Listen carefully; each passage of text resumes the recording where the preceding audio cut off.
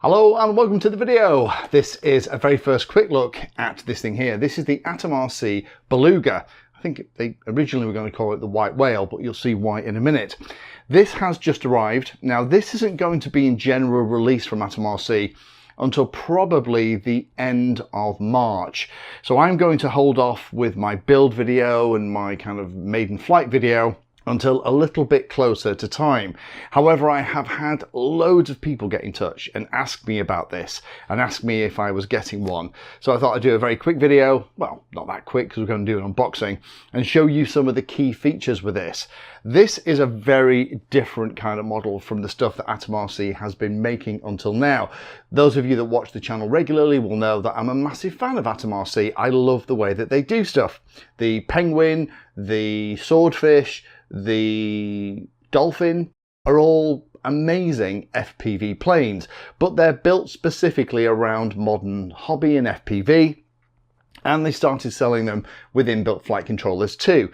And thank you AtomRC for sending me this one to have a look at. This one has arrived with the flight controller and the GPS pre-installed, and it's also got the optional landing gear kit in here as well. Don't worry, we'll have a closer look. The other thing you probably spotted is that there is a clear canopy on top.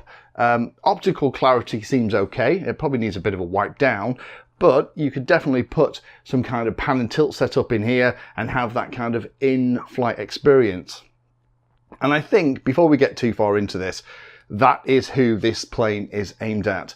If you like to have your camera stuck on the nose for your DJI, your walk snail, or whatever it is for the plane that you're flying, then this might not be as interesting to you. But if you've watched those videos and want something that looks far more like a scale model aircraft that has a canopy that you can put something like a pan and tilt setup in it, then you are going to be excited about this. A couple of quick headlines. I'm not going to go too much into this because, to be honest, it's all kind of on the website. But if I turn it over here, you can see that it has optional landing gear. You can get it in different SKUs. ESCs are out here in the wings. The wings are removable by 2 bolts. There are connections all the way through. Navigation lights on the tips of the wings. Separate flaps that look like they could be set up to be flapperons, not just flaps, which is kind of interesting. Could make it quite an agile model. This bay here is where the flight controller is. Space for the landing gear each side. I've just put the one in the nose. The one in the nose actually is really nice. It's actually sprung. Again, show you closer up in a minute. Conventional tail configuration with a vertical stabilizer and horizontal stabilizer with elevators in, so it's a classic tail. And there is absolutely tons, it's probably not coming out on the video here, but there's tons of surface molding on this to make it look more like a scale model. It does come with decals, but I can see lots of people when they get these, if this is going to be what you're interested in, what you've been waiting for AtomRC to make for a long time, I imagine that lots of people are going to paint this up to make it look like a proper little scale aircraft. So enough of this. Again, this is only going to be the unboxing and a quick look at some of the key features. If you have any questions, pop them down below. I will be releasing the video with the full build, iNav setup and the maiden flight probably sometime in March. That'll only change if AtomRC bring the dates forward. Challenge, of course, is at the moment we've got Chinese New Year, which will be at the end of January, and that kind of destroys 2 or 3 weeks of the whole kind of release schedule for everything. So let me get into the unboxing and show you how it comes out the box. So while I unbox it, let's go through some of the specs and the details. I'm just pulling everything out of the box here. Don't worry, we'll have a closer look on all the different pieces. It is incredibly well packaged. Everything is covered in the kind of bubble wrap you'd expect, but there's also these kind of custom cut foam pieces holding everything in. That's the canopy for if you want to do kind of in canopy FPV, which is, as I said at the beginning, kind of I think what this is all about. Wingspan on this is 1.27 meters, length is 1.1 meters, wing area is 29 dm squared, material is EPP foam, servos are S09M 9-gram metal servos throughout. Motors on here are 2807 1300 kV motors. ESCs are 6S 50 amp ESCs. Propellers are 740 by 3-bladed props. You get 2 sets in the box, which is good. The flight controller is F405 Navi Dulex. This is similar to the ones that we've looked at before that have been shipping in things like the Penguin and other stuff for a while as well. This is kind of the ultimate kit that they've shipped me, so thanks AtomRC for that. It does have both the flight controller in this one and landing gear too. GPS is a BE220. That landing gear is optional. There's lots of different SKUs available, so you can get it with and without landing gear, with and without the flight controller and all that stuff. The wings are removable, so are the tail feathers, but you need a screw to undo to do that. Simulated FP cockpit, we'll have a look at that in a minute. Spot for a pitot tube at the front, and also potentially for a standard traditional FPV camera in the nose. Auxiliary camera mount on the tail, and SpeedyBee app support as well. But as you can see here, everything looks like it's come pre-installed, set up, linkages are done, servos are there. So let's have a look at the individual pieces. Let's start with one of the wings. This looks like it has the most stuff installed on it. Slightly interesting design here. We do have flaps, which is very good, and we have lots of electrical connectors at the end, similar to some of the other models, things like the Swordfish and stuff. They have similar things. There is some molded detail in here, which makes it feel like more of a scale model rather than an FPV plane. And interestingly, the way they've done the flaps here and the way they set the servo up means that these could be used as ailerons as well, or flaperons even. This is where the landing gear is going to go. We'll get that out in the middle, have a look. ESC under this blue canopy, and then we have the connectors on the end for the power, all the different bits and pieces, as well as the connections for the auxiliary bits too. So it's not just as simple as slot on the wing and take it off with a couple of bolts.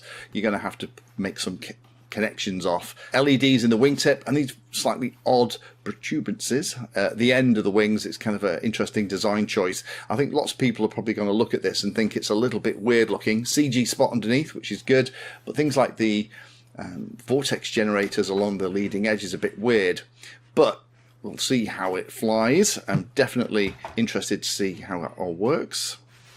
Next bit then is the main body. This is probably the second most complicated bit, looking at it inside all of the bubble wrap. So we have an area behind the canopy for something.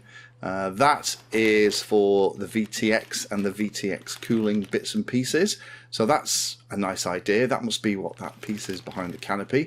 There's more stuff here. Hold on, it's probably easier to take the canopy off. You can see at the front of the canopy that there is this kind of place for a pretend cockpit.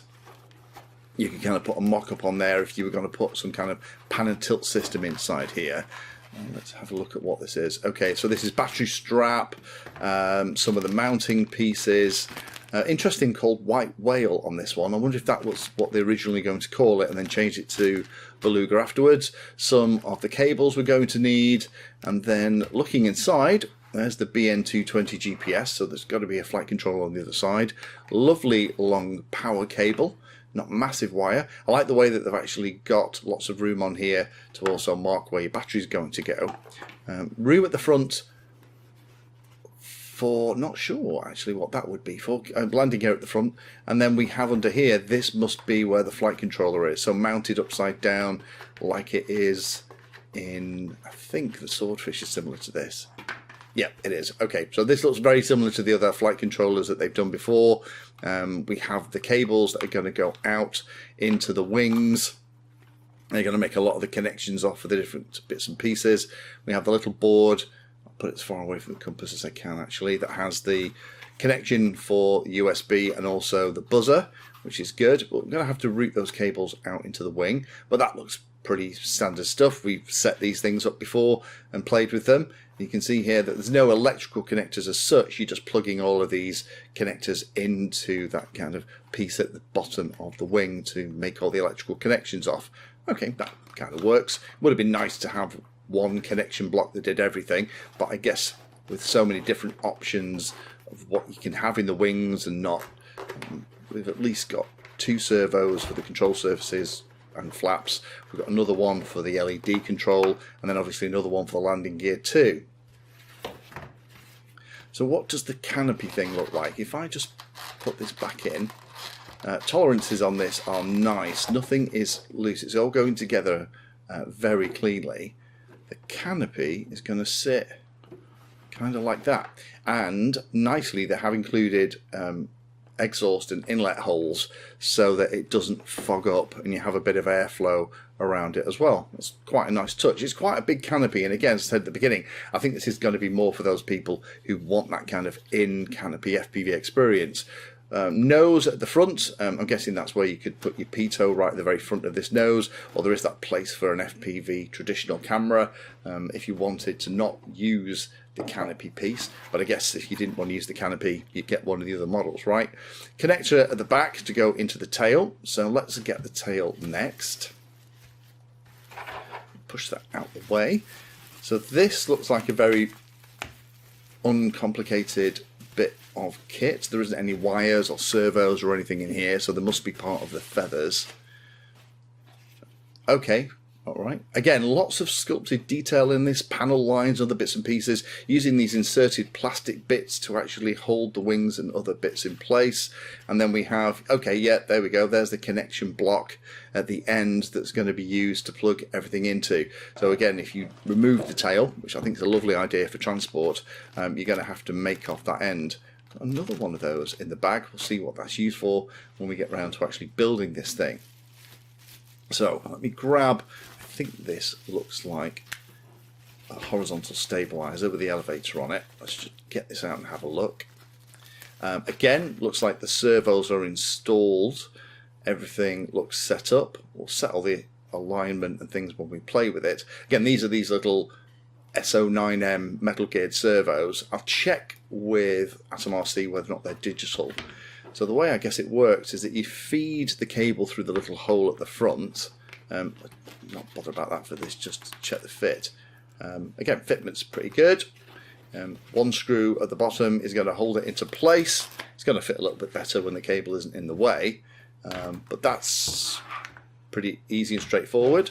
So we've got another one of those for the other side. Again, lots of moulded detail on this, which is unusual for an FPV wing. The ones that they've done so far have all been pretty basic. This looks like the vertical stabilizer with the rudder in it. Let's just get that out for completeness so we can have a look at that.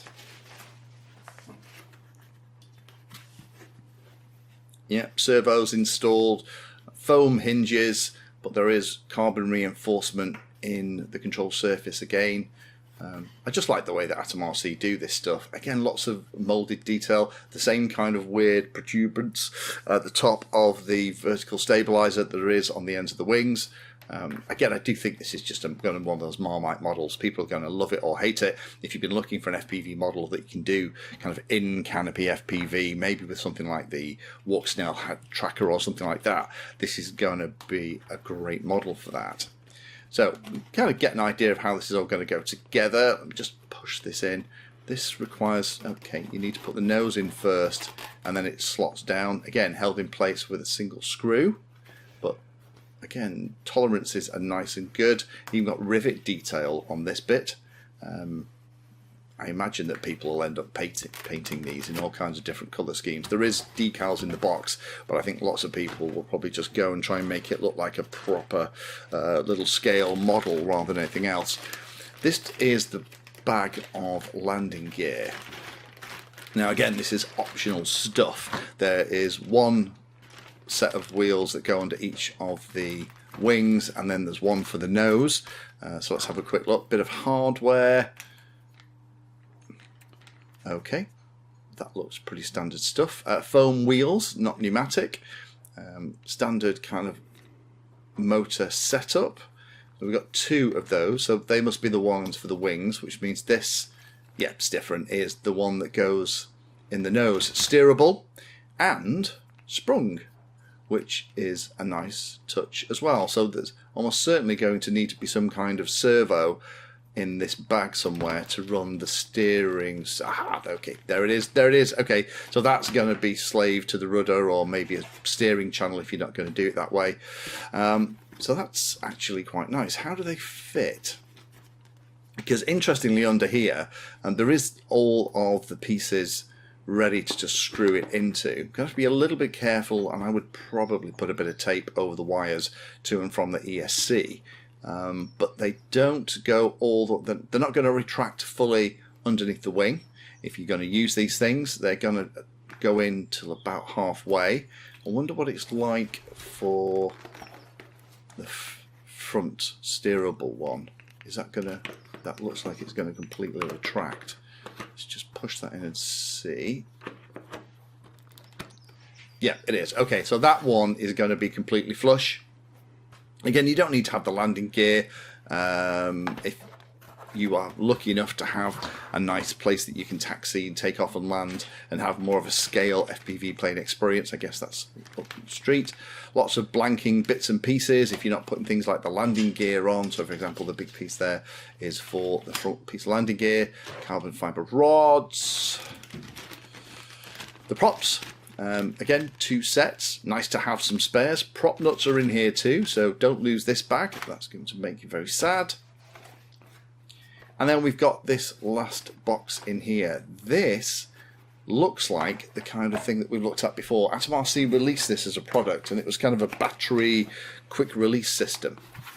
Yeah, it is. Okay, this is cool. This is something that you can put around your batteries, and then you connect the bottom piece on and the batteries just snap into place. It's actually quite a cute system. So there you have it, a quick look at the new AtomRC Beluga. Potentially called the White Whale in production, I guess. Early production anyway, but this is the Beluga. Again, it will be out in March, so I'll put a link down below. Go and check out the website, have a look at it. If you love things like the Dolphin and those kind of things that are more conventional FPV aircraft, where you don't want it to look like a standard plane, you want it to look just fly brilliantly and be able to look out the front with an FPV camera, this is probably not going to be that exciting. But if you have been waiting for an aircraft that looks like a proper little plane, that you could potentially put a little pan and tilt gimbal inside, have the full kind of in-canopy FPV experience with the potential to even make your own little cockpit to sit in front of that FPV camera, then this is going to be an exciting one for you. Stay tuned. Thank you for watching my video. Check out the playlist, and adding Pedantry 60 to your search terms will help you find my content. If you haven't done so already, please hit the like and subscribe button. It helps a lot. You can support the time I spend here answering questions and helping others by using the links in the video description.